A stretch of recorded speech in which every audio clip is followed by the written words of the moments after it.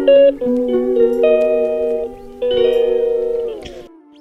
Everyone, good morning, welcome to my channel Sonali's lifestyle. কেমন আছো তোমরা সবাই? আশা করি খুব ভালো, আমিও অনেক ভালো আছি। তো রাতে তো ফিরে চলে এসেছি 11:30টাতে। আগের ব্লগে শেষে তোমাদেরকে বললাম, কারণ ওটা তো সকালেই আমি এন্ড করতে ভুলে গিয়েছিলাম, তাই সকালেই ভিডিওটা করেছি। তো যাই হোক, সকাল সকাল সবাইকে খুব খুব খুব একটা ফ্রেশ মর্নিংয়ের উইশ করলাম, যাতে সবার দিন খুব ভালো যায়। আর তোমরাও প্রে করে জানো আমারও দিন খুব ভালো কাটে। তো আজকে মায়ের বাড়িতে নিমন্ত্রণ রয়েছে, যেহেতু দিদি আছে ব্যাপারটা কি না, ও থাকলে স্পেশালভাবে একটু আনন্দ করা যায়, নইলে আর মা তো সম্পূর্ণ একা। আমি এখন এই গরমের জন্য এখন ঘর থেকে বেরোই না, একদম খুব সত্যি কথা। আমি গরমের জন্য একদম ঘর থেকে বেরোই না, যা লু বইতে থাকে। ওই দিদির টানেই এখন যাচ্ছি। বাচ্চা দুটো এসেছে, জায়গু আছে, জায়গু অনেক দিন পর এসেছে। দিদি যায় মানে আসা যাওয়া করে, কিন্তু কেউ থাকে না। আমিও তাই, মায়ের বাড়িতে আসা যাওয়া করি কিন্তু থাকি না। তো যাই হোক, দিদিরা আসতে থাকা হয়নি, আজকে সারাটা দিন থাকবো। তো রাতে ফিরে চলে আসবো, বাট দিনের বেলাটা সারাটা দিন থাকবো। তো মাছ তো কালকে শুধু চিংড়ি মাছ হয়েছিল গরমের জন্য। মায়ের দু জামাই বলেছে এত কিছু খাবো না, এগুলো সব তোলা থাক, পরে খাবো। তো আজকে দু জামাইয়ের আবদার যে ওরা জগন্নাথের ভোগ খাবে, তো সেই জন্য নাম লেখানো হয়েছে জগন্নাথের ভোগ খাওয়ার জন্য। আজকে মানে আমার দিদি যেহেতু কাঁথিতে থাকে, তো ওখানে তো জগন্নাথের ভোগ পাওয়া যায় না, ও অনেক দিন খায়নি। তো ওইখানে যখনই আসে তখনই ওই মাটন, চিকেন, বিরিয়ানি এসব খেয়ে না, মানে ওইটা একটু স্কিপিং হয়ে যায়। যতবার বলেছে যে একটু জগন্নাথের ভোগ খাবো, তো ততবারই ওই বাড়িতে হয়তো সকালে অনেক মাটন হয়েছে, রাতে রয়ে গেছে, বা চিকেন অনেক হয়েছে, অনেকটা রাতে রয়ে গেছে। আর ও থাকলে প্রত্যেক দিনই এগুলো হয়, হয় দেশি মুরগি হয়, নইলে এই পোলট্রি মুরগি মানে ব্রয়লার যেটা, আর নইলে খাসি, এগুলোই হতে থাকে। সবজিও কম হয়, আর ভাজাভুজি প্রচুর হয়, তো বা মাছের আইটেম প্রচুর হয়। তো সেই জন্য তোমার আজকে বৃহস্পতিবারও রয়েছে, কালকে যেহেতু ষষ্ঠী বুধবার গেছে, আজ বৃহস্পতিবার, তো ওই জন্য আজকে একদম নিরামিষ হবে। তার সাথে ঠাকুরের ভোগের একটা তো গন্ধ, একটা মানে স্বাদই আলাদা। আমি তো ভীষণ পছন্দ করি, আমি যেখানেই ঠাকুরের ভোগ হয় মোটামুটি আমি যেহেতু খেতে আমি হ্যাংলা বলতে পারো, আমাকে কেউ না কেউ ঠিক কন্টেনারে ভরে দিয়ে যায়। সে অভিজিৎ দাই হোক, বা আমার পাশের বাড়ির কেউ হোক, বা আমার বর গিয়ে নিয়ে আসুক, কোথাও গিয়ে টাকা দিয়ে কন্টেনার থেকে প্রসাদ নিয়ে আসুক, মোটামুটি ও ঠিক নিয়ে আসবে। আমার খুব ভালো লাগে। বাড়িতে রান্না হলেও আমি খাই না, যদি আমি জানি যে ও আমাকে প্রসাদ এনে দেবে বলেছে মন্দির থেকে, তাহলে আমি মানে রান্না করেও আমি সবকে ঠান্ডা করে ফ্রিজে তুলে রেখে দিই। আমি প্রসাদটা খাবো, সে যত দেরি হোক আমি ওয়েট করে থাকি। তো যাই হোক, সকাল সকাল অনেক কিছু গল্প তোমাদের সাথে শেয়ার করে নিলাম। রাতে একটা সুন্দর ঘুম দিয়েছি, কেননা সকাল থেকে না আসা যাওয়া করতে করতে খুব ক্লান্ত হয়ে গেছে। একটা কি এত গরম, দুপুরবেলা ওই 3:30টার সময় খেয়ে দিয়ে যখন চলে আসতে হচ্ছে না, এত মানে কষ্ট হচ্ছে, বিরক্ত লাগছে। কিছু করার নেই, বাড়িতে আসতে হতো তো কিছু দরকারে, তো ওই জন্য চলে এসেছি।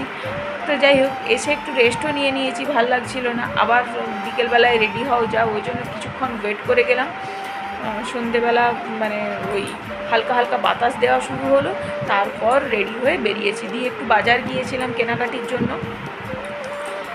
আমার না মায়ের আর কি, কিছু কেনাকাটির জন্য সবাই মিলেই বেরিয়েছিলাম।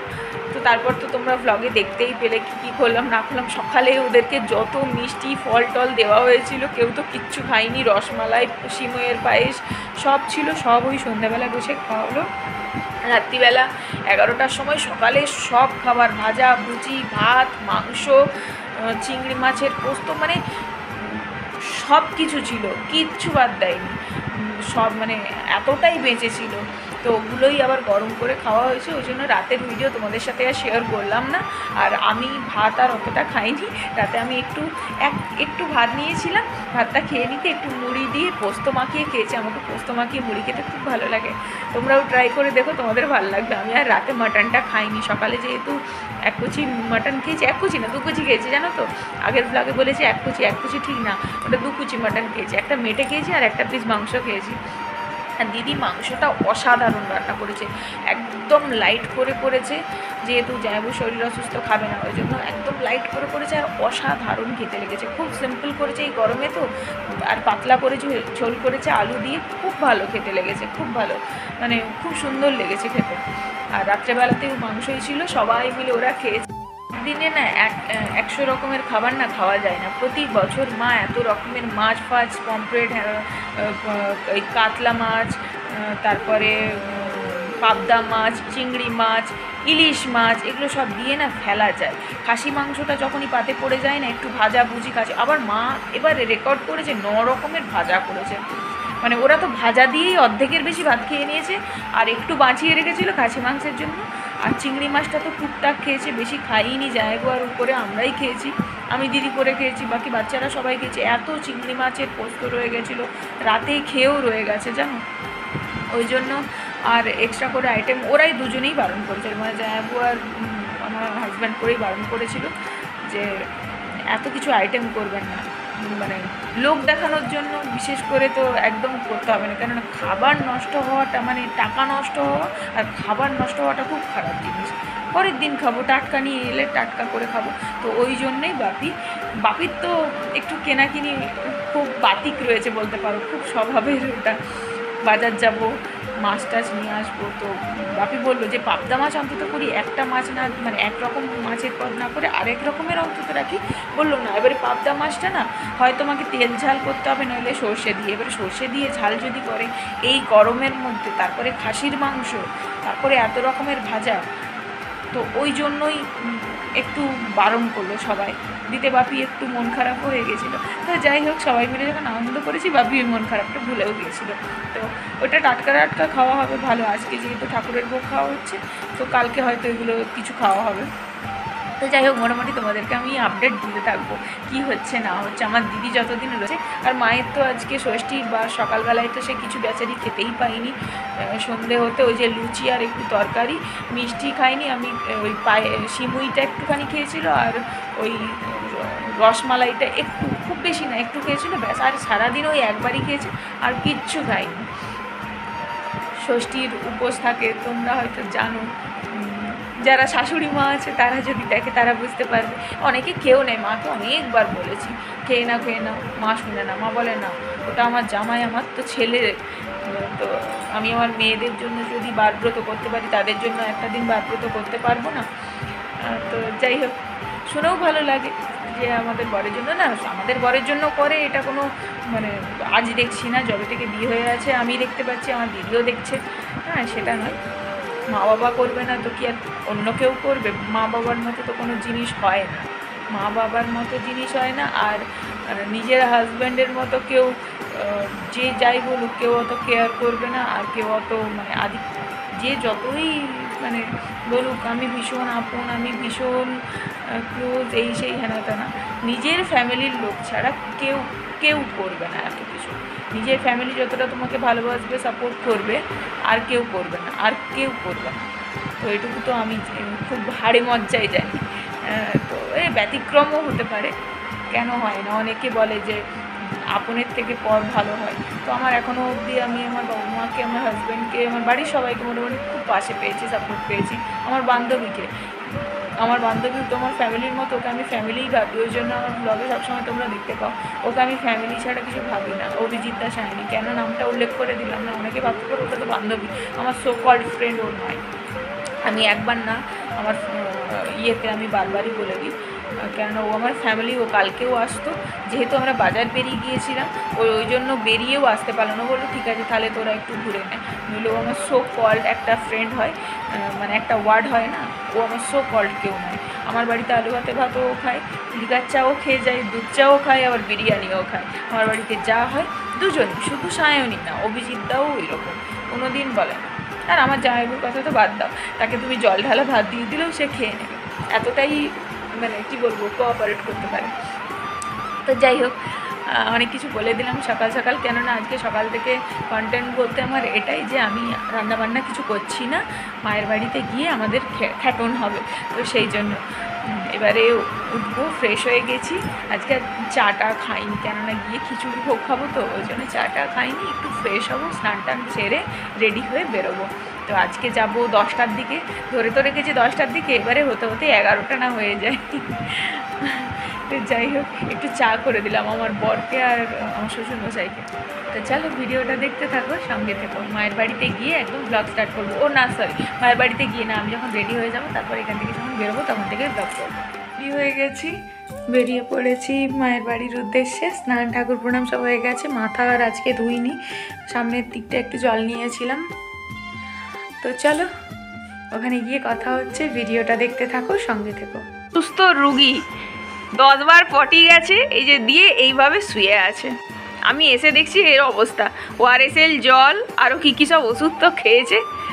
এই যে মা এসছে আমাদের সেবার জন্য, এই যে মুড়ির ডাম্বুল, আমরা মুড়ি ভক্ত। আর এই যে চপ, শলা সেদ্ধ, শশা, পেঁয়াজ, আমরা সব খাবো।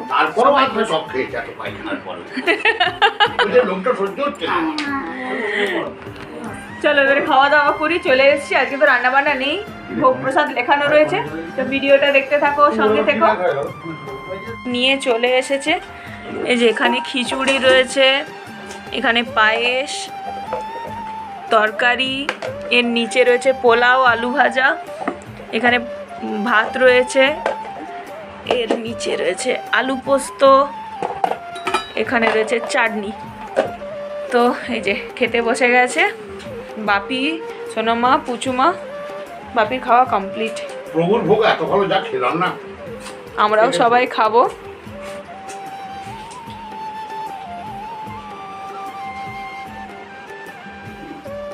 ঠাকুর প্রসাদ বেড়ে নিয়েছি, তো আমি যাবো আর আমার কর্তা করে খেতে শুরু করে দিয়েছি।